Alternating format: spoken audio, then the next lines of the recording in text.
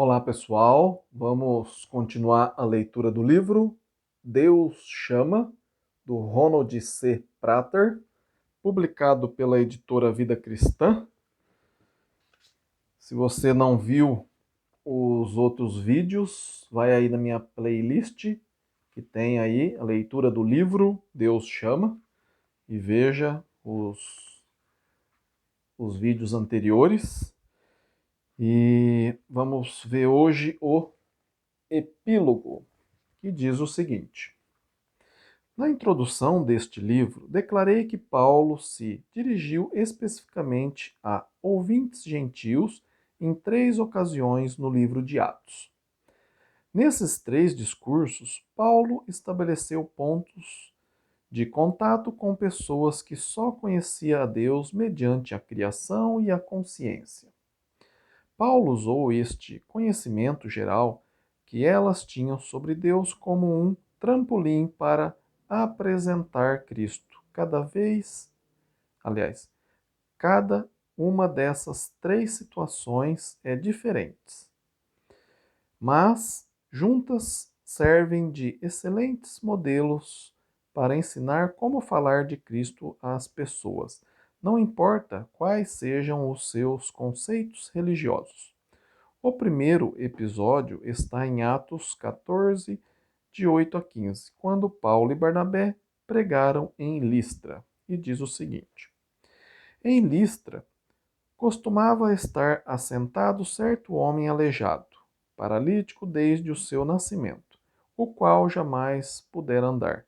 Esse homem ouviu falar de Paulo, que, fixando nele os olhos e vendo que possuía fé para ser curado, disse-lhe em alta voz: apluma-te direito sobre os pés. Ele saltou e andava.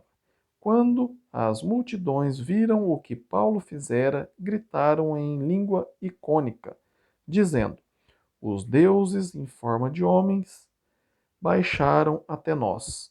A Barnabé chamaram Júpiter e a Paulo Mercúrio, porque eram este o principal portador da palavra. O sacerdote de Júpiter, cujo templo estava em frente da cidade, trazendo para junto das portas touros e grinaldas, queriam sacrificar juntamente com as multidões. Porém, ouvindo isso, os apóstolos Barnabé e Paulo, rasgando as suas vestes, saltaram para o meio da multidão, clamando: Senhores, por que fazeis isto? Nós também somos homens como vocês, sujeito ao mesmo sentimento, e vos anunciamos o evangelho para que destas coisas vãs vos convertais ao Deus vivo, que fez o céu, a terra, o mar e tudo o que há neles, o qual nas gerações passadas permitiu que todos os povos andassem nos seus próprios caminhos. Contudo, não se deixou ficar sem testemunho de si mesmo, fazendo bem, dando-vos do céu chuva e estações frutíferas, enchendo o vosso coração de fartura e de alegria. Dizendo isso, foi ainda com dificuldade que impediram as multidões de lhes oferecer sacrifício. Paulo e Barnabé foram avisados de uma conspiração contra as suas vidas em Icônio e fugiram então para as cidades licaônicas de Listra e Derbe. Em Listra, Paulo começou a pregar. No livro de Atos, isso quase sempre significa que se dirigiu primeiro a uma sinagoga judia, onde falou aos seus conterrâneos judeus sobre as reivindicações de Jesus, que seus seguidores julgavam ser o Cristo. É mais provável que nessa ocasião, porém, Paulo estivesse pregando aos moradores de Listra fora da sinagoga, talvez depois de um de seus discursos na mesma. Sem levar em conta o lugar, Paulo notou o aleijado e decidiu curá-lo imediatamente. Esta cura em si não só refletiria a compaixão de Cristo, como Paulo com certeza pensou que cura tão dramática, o homem nunca andara, serviria para abrir também uma porta para que ele pregasse Jesus aos de Listra. O apóstolo não estava, porém, preparado para a excitação fanática daquelas pessoas que praticavam que praticamente o impediram de pregar-lhe Jesus, ou pelo menos de pregar com tanta eficácia de- quando desejaria. De fato, não sabemos se conseguiu falar de Cristo àquelas pessoas por causa da agitação causada pela cura milagrosa. Considere o que Paulo usou como base comum com aquela gente. Tanto ele como os de Listra conhecia a bondade de Deus mediante os muitos benefícios recebidos das mãos dele. As chuvas, as colheitas e as festas eram todas testemunho da graça de um Criador Supremo para com os listrenses. Paulo, portanto, os repreende por imaginar que ele e Barnabé eram encarnações da bondade divina.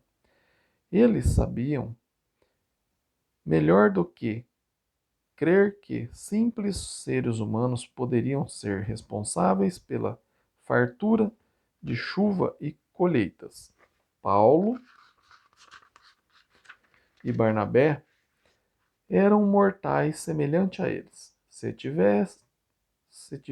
tivermos de julgar só por este incidente, teríamos de dizer que os listrenses correspondiam à descrição de Romanos 1, versículo 21, dizendo, que diz: Porquanto, tendo conhecimento de Deus, não o glorificaram como Deus, nem lhe deram graças. Antes se tornaram nulos em seus próprios raciocínios, obscurecendo-lhes o coração insensato. Não há menção de franca imoralidade por parte dos listrenses, mas os pensamentos deles eram distorcidos, exatamente como Paulo havia descrito tal erro em Romanos, capítulo 1, versículo 22 e 23, que diz: Inculcando-se por sábios, tornaram-se loucos e mudaram a glória do Deus incorruptível em semelhança da imagem de homem corruptível, bem como de aves, quadrúpedes e répteis. De acordo com Paulo, não bastava ser simplesmente religioso. Cada pessoa deve buscar associações válidas entre as coisas boas da vida e o provedor dessas coisas. Segundo esta passagem, os listrenses não haviam amadurecido até esse nível de capacidade dedutiva e responsável. Em vez disso, seguiram o caminho mais fácil, a idolatria. Como resultado, mereceram a reprovação de Paulo. A segunda ocasião em Atos, na qual Paulo se dirigiu especificamente a uma audiência gentia, foi em Atos 17, quando chegou a Atenas e esperou que seus companheiros Silas e Timóteo, que estavam em Bereia, se juntassem a ele. Enquanto passeava por Atenas, Paulo sentiu-se angustiado no espírito ao notar a idolatria que imperava na cidade. Ele começou a discursar na sinagoga judaica e na praça do mercado todos os dias. Um grupo de filósofos epicureus e estoicos o interrogou a respeito das coisas estranhas que pregava. Mais tarde, Paulo foi levado a uma reunião do Areópago, onde Paulo se apresentou da plataforma que lhe deram. Lemos em Atos 17, versículo 22 a 31. O seguinte: Então Paulo, levantando-se no meio do Areópago, disse: Senhores atenienses, em tudo vejo acentuadamente religiosos, porque, passando e observando os objetos de vosso culto, encontrei também o altar na qual estava escrito: Ao Deus desconhecido. Pois esse que adorais sem conhecer é precisamente aquele que eu vos anuncio. O Deus que fez o mundo e tudo o que nele existe, sendo ele Senhor do céu e da terra, não habita em santuários feitos por mãos humanas, nem é servido por mãos humanas, como se de alguma coisa precisasse, pois ele mesmo é que a todos dá vida, respiração e tudo mais. De um só, fez toda a raça humana para habitar sobre toda a face da terra, havendo fixado os tempos previamente estabelecidos e os limites da sua habitação, para buscarem a Deus, se porventura tateando o possa achar, bem que não está longe de cada um de vós, de nós, pois nele vivemos e nos movemos e existimos, como alguns dos vossos poetas têm dito, porque dele também somos geração. Sendo, pois, geração de Deus, não devemos pensar que a divindade é semelhante ao ouro, à prata ou à pedra, trabalhadas pela arte e imaginação do homem. Ora, não levou Deus em conta os tempos da ignorância. Agora, porém, notifica aos homens que todos, em toda parte, se arrependam, porquanto estabeleceu um dia em que há de julgar o mundo com justiça, por meio de um varão que destinou e acreditou diante de todos, ressuscitando dentre os mortos.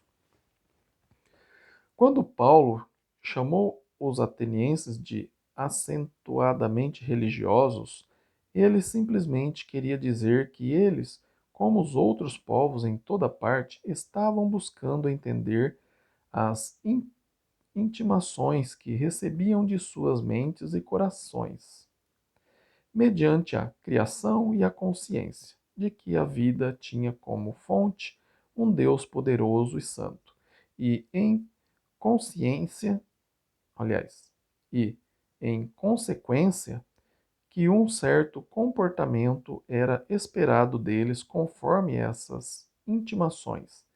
Paulo chamou a atenção deles para o fato do Criador e juiz de toda a humanidade, a quem eles naturalmente já conhecia nesses dois papéis.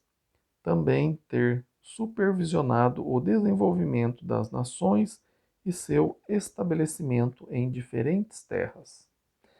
A reflexão sobre todos esses arranjos divinos de povos e lugares deveria ter estimulado nos atenienses um forte desejo de conhecer mais de perto este Criador, juiz e supervisor divino, ou seja, o Deus único e eterno. Paulo sempre começava seus discursos aos gentios apelando para algum denominador filosófico comum entre eles. O apóstolo jamais lançou uma surpresa moral sobre as audiências gentias. Aqui, o denominador comum era o senso de gratidão que os atenienses deviam a Deus pela suas boas dádivas e seu dever de viverem de acordo com essa gratidão. Mas, embora os atenienses mostrassem uma fascinação superficial com a ideia de Deus, Paulo percebeu sob a sua idolatria uma profunda preguiça intelectual. O que se aplicava a Atenas também caracterizava o mundo do primeiro século como um todo. Em quase toda parte, o povo preferia a estrada da idolatria ao caminho superior do monoteísmo. Não obstante, Paulo afirmou aos atenienses que Deus não levara em conta os tempos da ignorância. De modo geral, Deus reteve o castigo, apesar da recusa dos povos em reconhecer as afirmações dos dois primeiros chamados. Mas agora, porém, a ampulheta fora invertida e o tempo determinado estava escoando. Deus estabeleceu um dia em que há de julgar o mundo com justiça, por meio de um varão que destinou a e acreditou diante de todos, ressuscitando-os dentre os mortos. Paulo argumentou a seguir que os atenienses seriam considerados culpados se não seguissem as indicações que ele lhes dera sobre a verdade do plano de Deus para a salvação, para salvar a humanidade por meio da morte e ressurreição do homem Jesus, a quem ele enviara. Era dever deles investigar se Paulo, esse homem que consideravam pregador de novidades, tinha ou não algo de incrível importância para transmitir-lhes. Tanto em Listra como em Atenas, Paulo supôs que os seus ouvintes gentios já conheciam Deus como Criador e Juiz. Mais precisamente, as duas audiências haviam experimentado a bondade de Deus mediante sua provisão benevolente de colheitas abundantes nas suas épocas. Creio que aprendemos algo desses dois exemplos e utilizamos as pregações dessas narrativas em nossas situações evangelísticas hoje. Devemos igualmente chamar as pessoas para uma resposta ativa e positiva em relação às dádivas recebidas de Deus. Quase sempre julgamos que o não crente não tem discernimento bíblico. Coitadinho, dizemos, ele não conhece Deus, não podemos esperar que haja de outra forma. Segundo os livros de Romanos e Atos, no entanto, o não crente sabe melhor que isso. Mesmo sendo gentil, ele já conhece Deus como Criador e Juiz, isso é, ele reconhece a sua obrigação de agradecer a Deus pela sua bondade e de ter uma vida moralmente expressiva dessa gratidão. Como disse Paulo no discurso aos atenienses, Deus notifica aos homens que todos em toda parte se arrependam. Esta declaração não tem qualquer sentimento a não ser que as pessoas tenham algum conhecimento. O conhecimento prévio do bem por parte do indivíduo está implícito no próprio conceito de arrependimento. Os discursos de Paulo em Atos 14 e 17 refletem sua abordagem da responsabilidade humana diante de Deus, como descreveu mais formalmente em Romanos 1. Portanto, ao explicar Romanos 1, devemos pedir a nossos ouvintes que ofereçam uma resposta mais madura a Deus pela sua bondade. Toda pessoa recebe, de alguma forma, benefícios por parte de Deus. Assim sendo, ninguém tem desculpa alguma para não buscá-lo. Mais especificamente, quando apontamos em Romanos 1 as 5 coisas que todo ser humano deve a Deus, a outra pessoa irá inevitavelmente reconhecer que é pecadora. Digo inevitavelmente porque ensinei muitas vezes essa série e nunca vi ninguém, sem exceção, deixar de reconhecer este fato quando destaco esses 5 deveres. Se, porém, alguém se recusar a admitir por para mim, que era pecador durante nosso estudo de Romanos 1, teríamos de suspender imediatamente a sessão até que meu ouvinte decidisse admitir a sua verdadeira condição. Eu diria a ele que o estudo não poderia prosseguir sem que houvesse sinceridade e uma autoavaliação realista. Afirmaria que é, af, af, afirmaria que costumo chamar indivíduos amadurecidos e que tivera a impressão de que meu ouvinte estava buscando Deus. Isso não era mais verdade? A pessoa que estava buscando sinceramente a Deus não recua diante da acusação de Romanos 1? De fato, ele ou ela irá aceitá-la como uma verdade com autoridade. O reconhecimento do pecado pessoal é a essência de Romanos 1. Sem a percepção e reconhecimento do pecado, o Evangelho não causaria impacto no ouvinte. De fato, será visto como uma inconveniência, uma irrelevância. Mas, como disse, nunca ensinei os dois primeiros chamados sem que houvesse uma admissão de pecado por parte do ouvinte.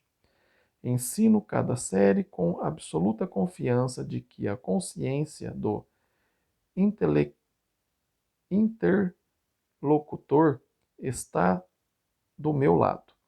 Ela é minha aliança inconsciente enquanto falo com ele sobre Deus e irá invariavelmente revelar-lhe a verdade. Desse modo, nunca precisei ficar ansioso ou levantar a voz ao ensinar Romanos 1. Exponho simplesmente os versos 18 a 32 e a outra pessoa admite ou não a sua necessidade. Em qualquer dos casos, o cristão é quem fala com poder nessa situação. Ao expor Romanos 1, o cristão pode evangelizar com descontração, calma e confiança de que Deus está agindo nesse momento na mente e no coração do incrédulo. Uma vez que o indivíduo admite o pecado, isto é, reconhece que é realmente pecador, a apresentação de Cristo será então considerada como necessária e urgente. Portanto, não devemos ter medo de falar francamente sobre o pecado e a necessidade que o indivíduo tem de Deus. Devemos ficar firmes em nosso ponto de vista, com amor, e crer que estamos falando a verdade quando explicamos Romanos 1. Ninguém irá apresentar este assunto ao ouvinte exatamente da mesma maneira que nós. O que é sempre necessário é um profundo respeito pela outra pessoa como tendo sido feita à imagem de Deus. Mas devemos também sempre reverenciar Deus e crer que ele colocou Romanos 1 no Novo Testamento por uma razão. O importante é importar-se o suficiente para explicar essa passagem. Em amor para a outra pessoa, podemos confiar que Deus, por meio do apóstolo Paulo, pode falar por nosso intermédio. Portanto, não precisamos ter pressa de chegar a Cristo. Deus não teve. Ele enviou Cristo a seu tempo. Romanos 5, versículo 6. Paulo também enfatizou a paciência e oportunidade de Deus em Gálatas 4:4. Vindo, porém, a plenitude do tempo, Deus enviou o seu Filho. O caminho para Cristo tinha de ser pavimentado de antemão. Os patriarcas e profetas o pavimentaram no Antigo Testamento e João Batista fez o mesmo no Novo Testamento. Deus tem sido também paciente com nossos ouvintes e está fazendo uma boa obra na alma dessas pessoas. Deus está levando ao ponto de perceber a sua necessidade dele. Cada pessoa tem de sentir essa necessidade e, segundo creio, nada expõe essa necessidade tão poderosamente quanto Romanos 1. Essa é a razão dela se encontrar na Bíblia. É o Eclesiastes do Novo Testamento. Romanos 1 revela e desmascara. A passagem despoja a pessoa da autorretidão, de modo a poder revestir-se da justiça de Deus. Essa é a sua função. Romanos 3, com suas palavras de graça, esperança e expiação, virá certamente, mas só depois de Romanos 1. Romanos 3 não salta por sobre Romanos 1 ou 2. O Evangelho só é entendido corretamente no contexto do risco pessoal, do conhecimento do pecado pessoal diante de Deus.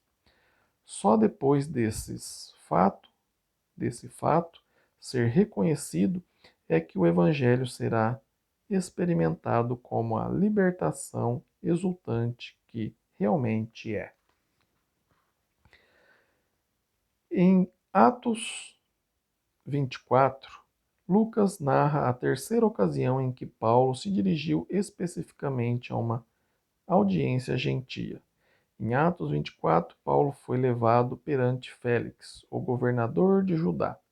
Lemos nos versículos 24 a 26. Passado alguns dias, vindo Félix com Drusila,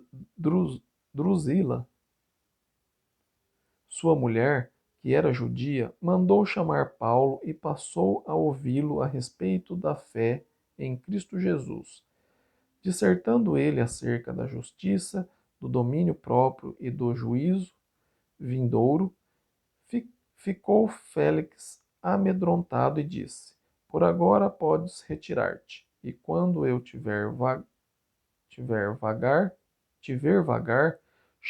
chamar-te-ei, esperando também, ao mesmo tempo, que Paulo lhe desse dinheiro, pelo que chamou-o mais frequentemente. Conversava com ele. O contexto aqui, diferente dos discursos anteriores aos gentios, a audiência é muito menor. Somente Félix estava presente e possivelmente sua mulher Drusila.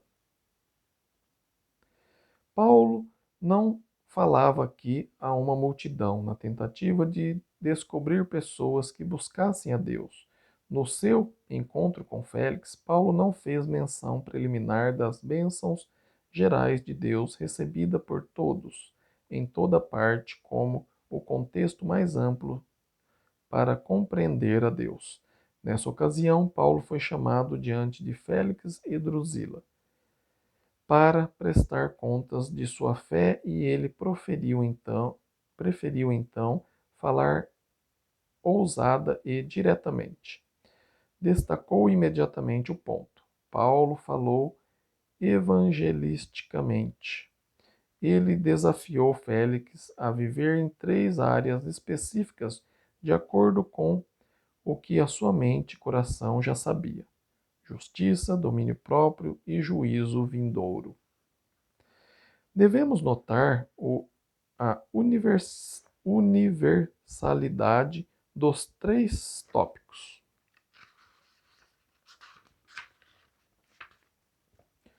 Todos em toda parte têm alguma noção do significado desses conceitos. Eles certamente deveriam ter despertado em Félix um sentimento de pecado e necessidade de Deus. Eram certamente tópicos relevantes para o cargo de governador. Lucas diz explicitamente que Paulo falou sobre a fé em Cristo Jesus. A discussão desses tópicos é, então, sempre apropriada ao apresentar Cristo, especialmente aos não crentes. Minha curiosidade se fixa, porém, na questão de que como Paulo falou sobre Cristo. Compreendo que a referência de Paulo a essas três áreas são o seu prelúdio ao Evangelho. O evangelista cristão deve também introduzir o Evangelho junto com alguma coisa. Sempre que falamos de Cristo, temos de estabelecer o tom de alguma forma.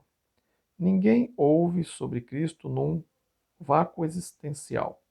Todos os nossos ouvintes já terão sentido o peso da sua condição humana e irão levar para o estudo uma história pessoal de fracasso e desapontamentos.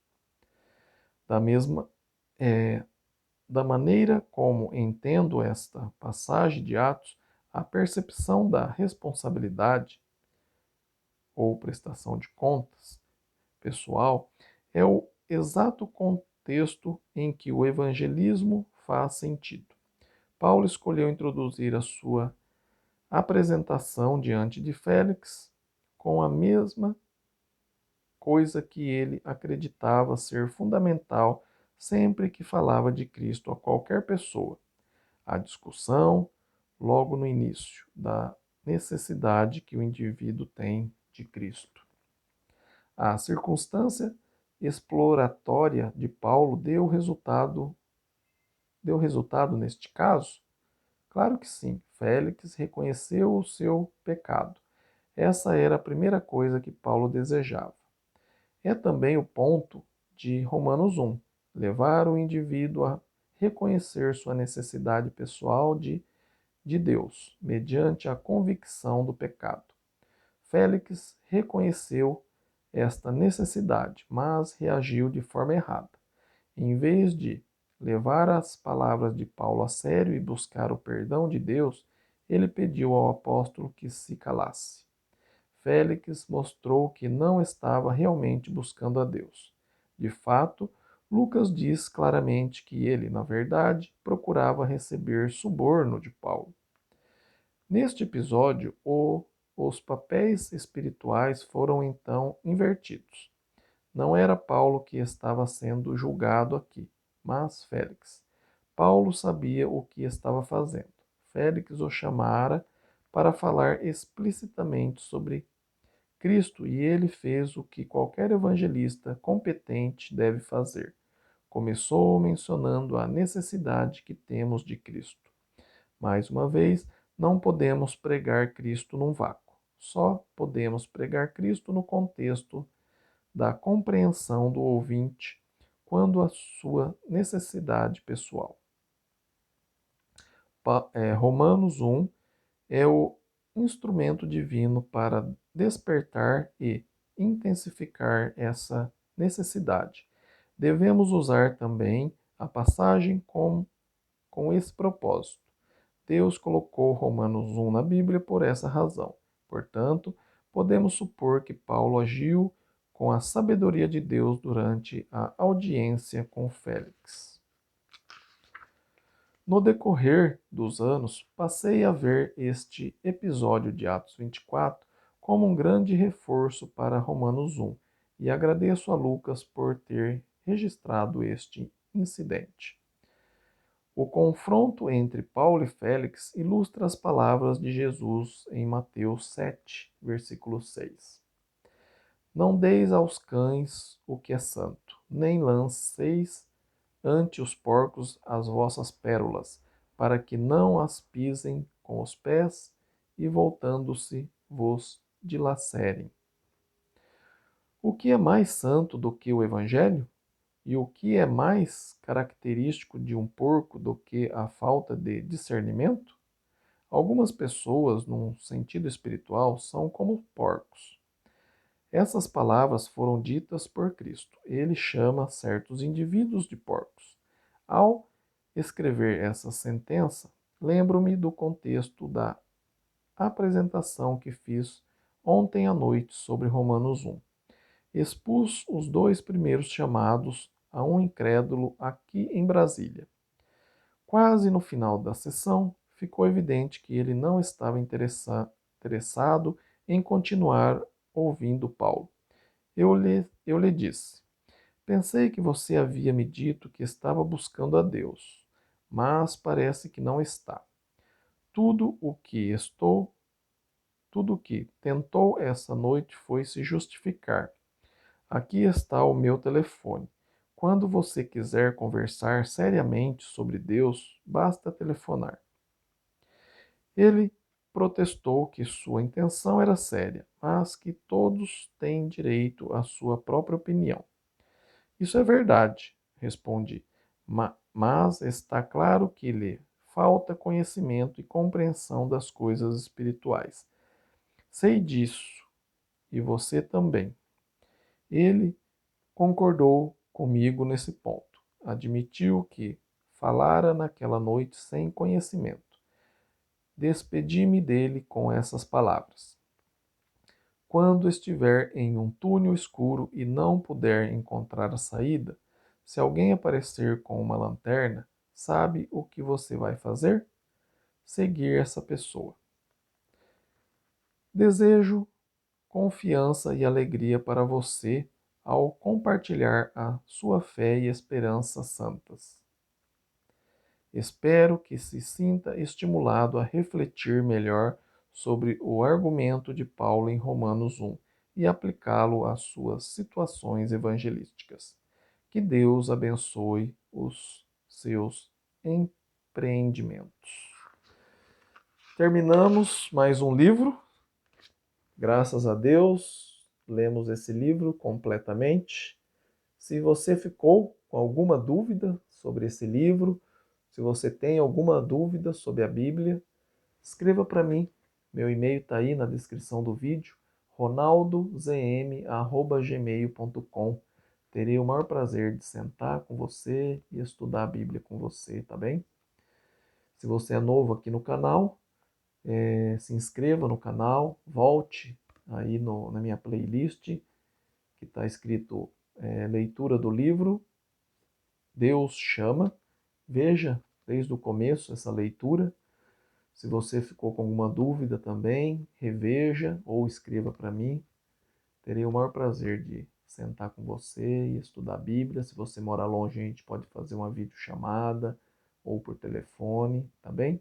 Não fique com dúvida, porque se você ficar com dúvida e não seguir os planos de Deus, você está colocando em risco a sua salvação. Não faça isso, tá bem? Fiquem com Deus e até o próximo livro que eu ainda vou escolher qual que a gente vai ler ou estudar aqui, tá bem? Terminando o ano, terminando o livro. Que o ano novo seja repleto aí de conhecimento, discernimento no Senhor Jesus. Amém?